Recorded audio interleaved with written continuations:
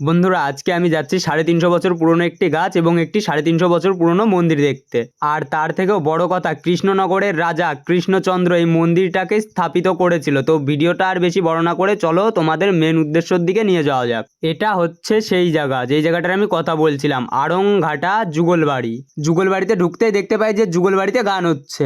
তো এইবারে চলো সেই 350 বছর পুরনো গাছ আর মন্দির দেখবো। তো এইবারে তুলে ধরেছি তোমাদের সামনে সেই 350 বছর পুরনো মন্দির। আর এই যে সেই দেবতা, যেই দেবতা এই মন্দিরে থাকে, রাধাকৃষ্ণ। এই যে সেই 350 বছর পুরনো গাছ, এই গাছে মানুষ যা মানসা করে তাই পায়। তার প্রমাণ এই যে দেখতেই পারছেন, অনেক কিছু বাধা রয়েছে। এইখানে আমি এই দাদুকে জিজ্ঞাসা করলাম, এটা কি সত্যি যে এটা 350 বছর পুরনো? মন্দিরটাও 350 বছর। তো তোমরা শুনতেই পারলে, এই মন্দিরটা 350 বছরেরও বেশি পুরনো, এবং ওই গাছটিও।